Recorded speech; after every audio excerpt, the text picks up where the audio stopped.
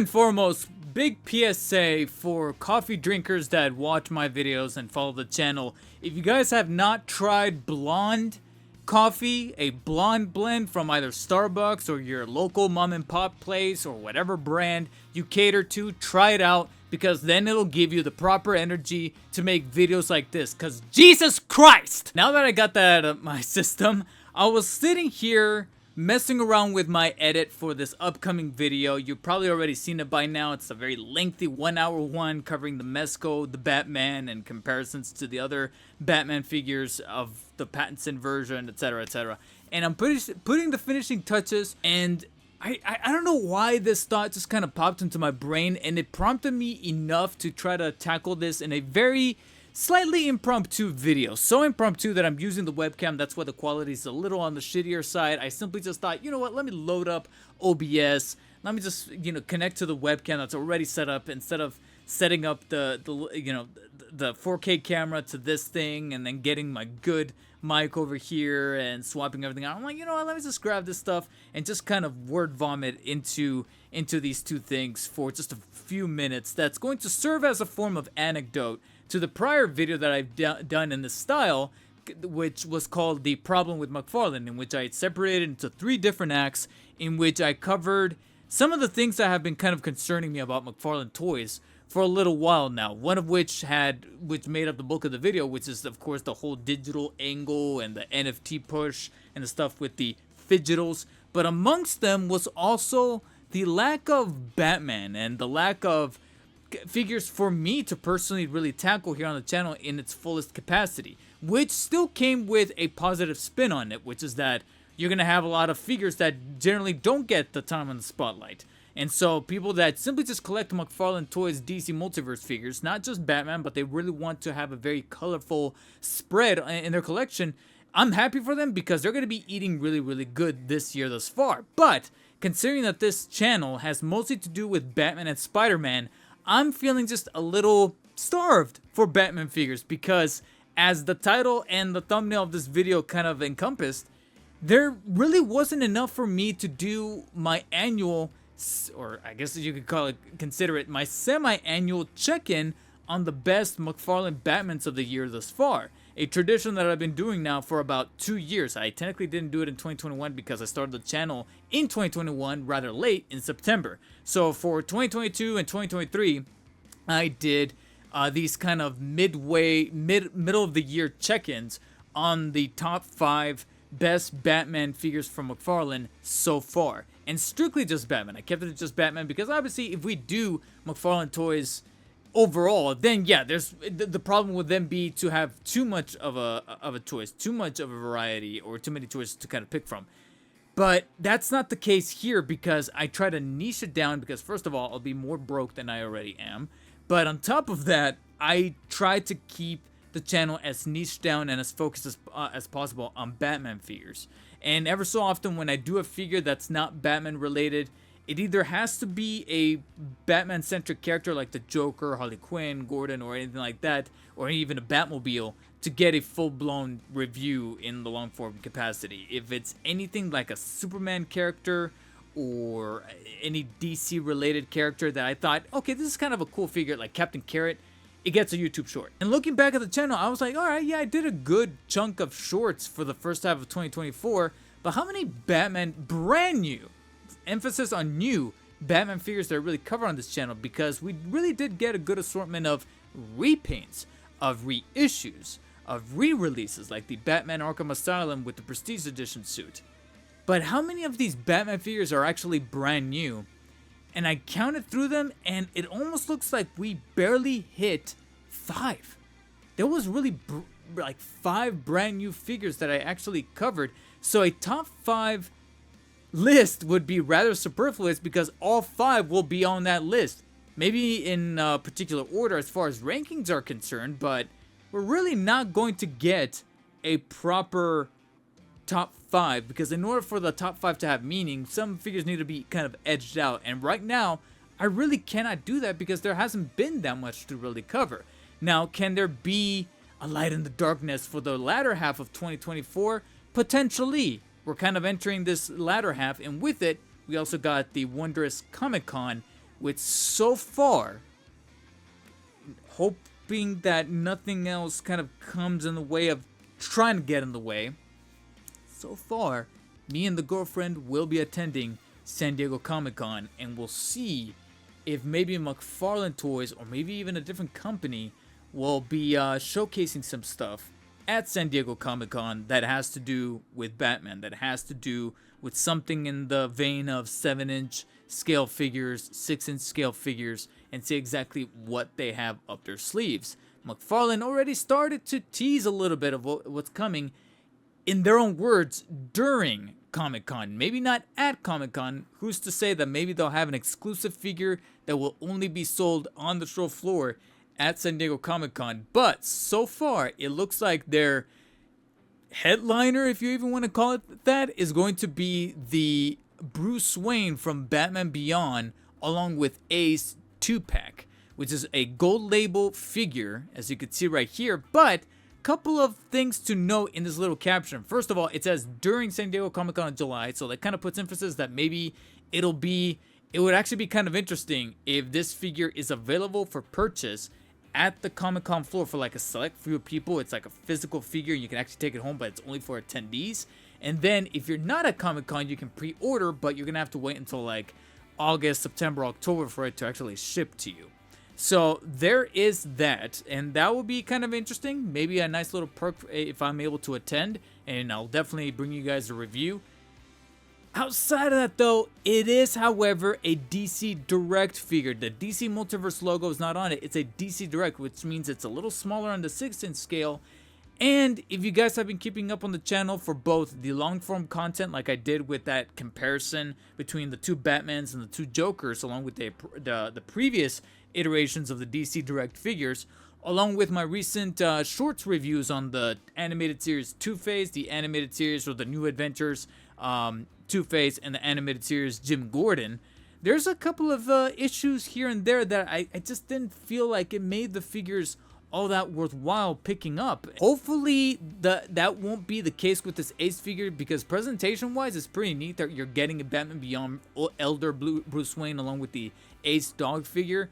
But at the same time, those articulations, I'm kind of indifferent, or rather not a huge fan of them. And so we'll see exactly what this can provide, and if it's mainly just a gimmick figure that it's just hyped up because of the exclusivity behind the San Diego Comic-Con label. On top of that, they already started to tease some of the other stuff that's going to be available for pre-order soon, such as the statues that have to do with Marvel, like the Captain America and Spider-Man statue, which, me being a Spider-Man guy, I feel like maybe I'll try giving a whack at that statue, but at the same time, I'm not the biggest fan of statues, so we'll see exactly how the quality is up to par and whether or not it's going to be a worthwhile piece. But to me, so far, the good kind of recent unveiling confirmation that I think is actually kind of worthwhile is, ironically, and I say ironic because I'm not the biggest fan of this Batman, but at the same time, seeing that it's getting a proper non-DC Direct full 7-inch DC Multiverse release is kind of enticing, and that is the Adam West classic TV series from 1966, Batman. And this is the full 7-inch, so he's going to have the full 22 points of articulation, full-blown accessories complete with Bat-Toozy hands, as well as a cloth cape with wires. It looks like an actual quality Batman figure that I'm like looking at and going, you know what? I would actually probably pay $25 for this, because look at that. You see how frequent Todd and McFarlane and company is getting with the cloth capes, and that's pretty dope. But for every time that I see something cool like this, something is now starting to... They're almost kind of turning into like Nintendo. For like every cool thing, there's this non-cool thing. And some in-hand photos of the Batman Forever wave have surfaced. And it's awesome to see how amazing that Two-Face head sculpt is. Really not cool with the paint applications for that Batman. Because I can tell what they tried to do. They tried to take the blue paint decals of the Panther suit, but they tried to put it on the Sonar body, or the Sonar suit. Come on, Todd, come on. That is bullshit. I'm sorry, but that is bullshit. And that's a cloth cape, but it doesn't look like it's gonna have any wires. Yeah, this ain't the business. Either go full-blown Panther, or you might as well just have lifted the sonar suit buck, the version from the Ultimate Movie 6-pack, and just throw in the accessories and have it be part of this Man-Bat Build-A-Figure wave. I really don't understand why you needed the feel for the redeco. And sure, it maybe the excuses for the, change in variety, but you can bet your ass that seeing some of these early, very low-res in-hand photos is going to prompt a potentially scathing comparison video when this wave finally releases. And so all these things kind of combined is like, okay, we have a little bit of good, but I feel like the bad, or at least the very skeptical, is kind of overshadowing shadowing things. And that combined with, like I said, more releases that aren't Batman, even as cool as they may seem. Clock King, yeah, part of the next wave of collector's editions. This thing looks goddamn ridiculous. And yet I might want it. I never heard of this character, but you know who else I never heard of? Captain Carrot. And I love that thing. Here we have Clock King with a cloth cape, and it seems like it's also got wires. It looks like maybe they go halfway with the wires. It looks like the top is wired, but then the bottom isn't. But on top of that, if you have some really good articulation with what appears to look like the Nightfall buck again, because I'm getting kind of scared. That's kind of leads me to another thing that I'm a little skeptical on, is the reuse of the Nightfall buck and possibly turning into like the next most reused buck on top of the Hush model, because the Hush buck was being used for so many times. I think I saw like a grand total of 6 times. I even did a ranking video on that, and it looks like the next one following in its footsteps is going to be the Nightfall buck, because we got the original Nightfall, we got the black and gray variant, we got the manga Batman, which I believe is starting to ship from McFarlane Toy Store, as well as plenty of other outlets. Around the time of the making of this video, some people are already receiving it in hand. And then on top of that, also shipping and somewhat arriving for certain people either overseas, and I think it's going to take a little while for people here in the States to get it because of how high demand it is that Nightfall 2-pack with Bane and that new battle damage version with the much more accurate color scheming on the buck. On top of that, a wired cloth cape, which does appear awesome, but that's already 4 uses of that body, and now it kind of starting to look like we're getting that with Clock King, except with some variations with the cape, of course, that belt with the clock on it, and then the color deco. But overall, it just looks so ridiculous, but in a way that I'm like, yeah, I'm not gonna lie, I actually may kind of want it, but it looks like, much like with Captain Carrot, probably a purchase that if I see it in the store, I'll pick it up. Otherwise, I'm not gonna be waking up at like 6 or 7 in the morning to try to, refresh the pages to make sure that I can lock in my pre-order. So I don't know if I'm gonna be full on demand for that, but I'm hoping that maybe we do get a better spread of releases for Batman in the latter half of this year, because right now, yes, we do have the Tumblr set with Lucius Fox, we got the Batman Forever wave, but we already got a problematic Batman inside of that wave with these in-hand pictures that I woke up to with a bit of a fallen expression on my face. And then on top of that, we got the manga Batman, which has a pretty cool little color scheme and face sculpt on the head, but then you kind of take a step back and realize it is the Nightfall buck again. So what's in store for the future of brand new Batman figures? And that combined with something that is infecting not just McFarlane Toys, but other toy companies, other collectible companies in different scales. Hot Toys is suffering from this.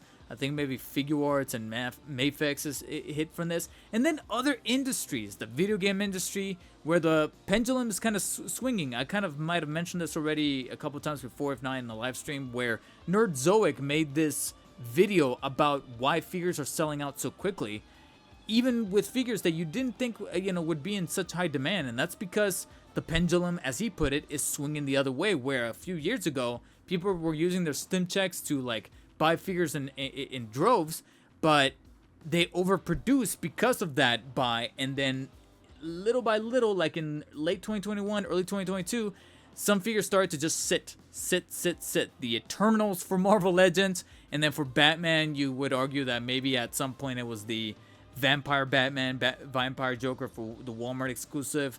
For regular retail, I think right now, I think the biggest culprit would have to be the Target exclusive, the Signal. There were a handful of figures that I would see just sitting in Target, sitting in Walmarts, readily available on Amazon, and then every so often I would see a discount on Amazon for like half off, maybe even 60% off. And that is why, because now these companies, including McFarlane Toys, are like, we're not going to make a shit ton of these figures just for them to just sit. We're going to make a certain amount, and that's why they go quick to being sold out.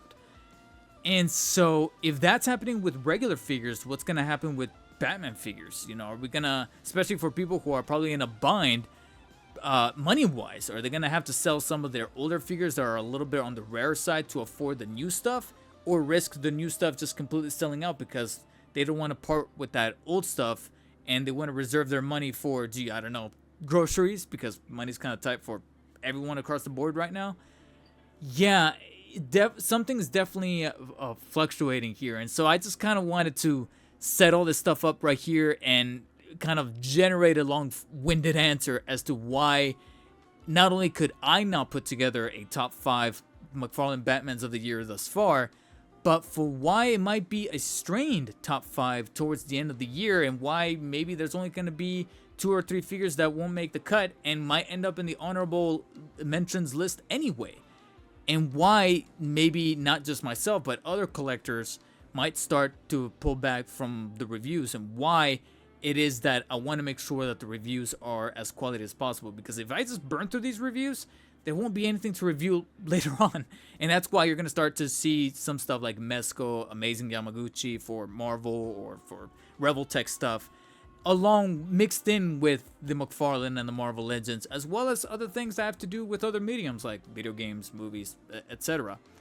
So that is the explain and TLDW nature of that whole debacle thing. And I am keen to hear your guys' opinions as to where do you think the toy collecting industry is right now, whether it be with Marvel Legends or with McFarlane Toys specifically, since, like I said, a lot of people were even taken to the subreddit and even mentioning that San Diego Comic-Con is only a few weeks away, and for a little while, that kind of changed recently, but for a little while it was looking kind of dry from McFarlane for any kind of like teases or announcements for big reveals. Hopefully that will change by the time that San Diego Comic-Con weekend rolls around. But at the same time, I'm still cautiously nervous for this back half of the year as far as mainline Batman releases from McFarlane and even other companies alike. But that's just my opinion. I want to hear you guys' down below. And as always, stay humble. See you guys later.